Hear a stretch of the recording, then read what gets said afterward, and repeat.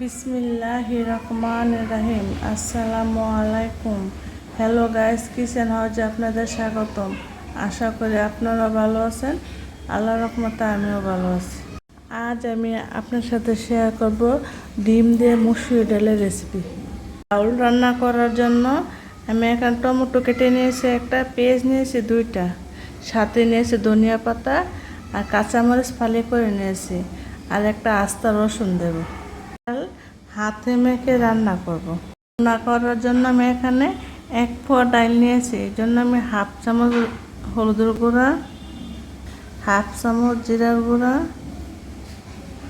1/2 চামচ তো কম ধনিয়ার গুঁড়া, রসুন বাটা আমি 1 চামচের বেশি দিয়েছি, 1.5 চামচ দিয়েছি রসুন বাটা। আদা দিয়েছি 1 চামচ, কেটে রাখা পেঁয়াজ, কাঁচামরিচ, 1 চামচ লবণটা আপনারা পরিমাণ মতো দিয়ে দিবেন। ডালটা কালার আসার জন্য আমি 1/2 চামচের তো কম মরিচের গুঁড়া দিয়ে দিলাম। আমি পরিমাণ মতো তেল দিয়ে দিব। এখন ভালো করে ডালগুলো মেখে নেব। হাতে মাখা ডাল অনেক খেতে ভালো লাগে। মেখে আমি 10 মিনিটের জন্য রেস্টে দেব।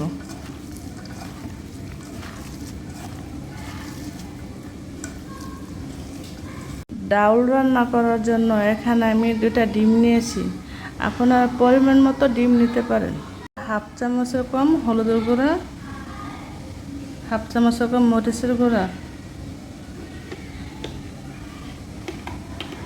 সামান্য একটু লবণ দিয়ে দিলাম। এখন আমি ডিমগুলোকে ফেটিয়ে নেব, ফেটিয়ে ভেজে নেব। ডিমগুলো ফাটানো হয়ে গেছে, আমি ডিম ভেজে নেব। তো পরিমাণ মতো তেল দিয়ে নিলাম। ডিমের অর্ধেক ভাগ করে ভেজে নেব। ডিমটাকে আমি এখন উল্টিয়ে দেব। ডিমটা ভাজা হয়ে গেছে, এখন নামিয়ে ফেলবো। আর বাকি যে অর্ধেক ডিম আছে সেটা আমি ভেজে নেব। রান্না করার জন্য এখানে আমি পরিমাণ মতো তেল দিয়ে দিলাম।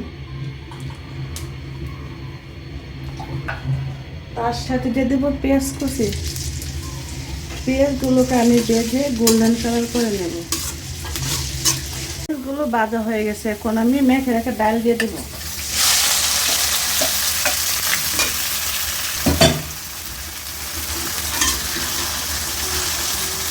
ডালটাকে 5 মিনিট আমি ভালো করে কষিয়ে নেব। 5 মিনিটের জন্য আমি ডালটা ডেকে দিলাম। আপনারা উঠিয়ে দেখে নেব ডালগুলো যেমন নিচেটা লেগে না যায়।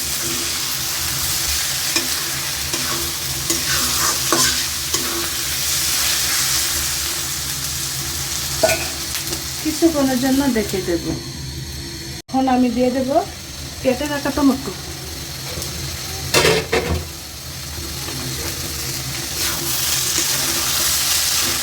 5 মিনিট হয়ে গেছে, এখন আমি জল অ্যাড করে দেব পরিমাণ মতো। ডালগুলো সিদ্ধ হওয়ার জন্য আমি জল অ্যাড করে দিলাম। এখন আমি ডেকে দেব। একটা রসুন কেটে রেখেছিলাম। ডাল বলক এসে গেছে, এখন আমি চুলাটা কমিয়ে দেব, কমিয়ে ডেকে দেব। আমি ঢাকনাটা উঠিয়ে নিলাম। ডাল গুটকি দিয়ে আমি গুটে নেব। ওটা হয়ে গেছে, কম হয়েছে, সামান্য একটু লবণ দিয়ে দিলাম। ডিমগুলোকে কেটে ছোটো পিস করে নিয়েছি। আপনারা যেরকম ইচ্ছে এরকম করে ডিম কেটে নিতে পারেন। ডিমগুলো দিয়ে দেব।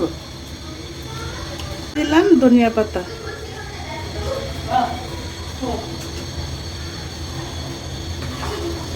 কিছুক্ষণ আমি ডেকে দেব। কিছুক্ষণ জন্য ডেকে দিলাম। আমি গরম মশলা দিয়ে দেবো 1/2 চামচের কম, দিয়ে নেড়ে নেব। আপনাদের কাছে যদি ডাল রেসিপিটা ভালো লেগে থাকে অবশ্যই বাসা ট্রাই করে দেখবেন। এই বোনাটা আপনারা ভাত বা পরোটার সাথে খেতে পারেন। এখন আমি চুলা থেকে ডালটা নামিয়ে নেব। চুলা থেকে ডালটা আমি নামিয়ে নিলাম। নামিয়ে নেওয়ার পরে বাটিতে পরিবেশন করে নিয়েছি। যদি আপনাদের কাছে ডালের রেসিপিটা ভালো লেগে থাকে তাহলে লাইক, কমেন্ট, সাবস্ক্রাইব করে দেবেন। আর যারা এখনও চ্যানেলটা সাবস্ক্রাইব করে না, নতুন নতুন ভিডিও পেতে চ্যানেলটা সাবস্ক্রাইব করে দেবেন। আল্লাহ হাফেজ।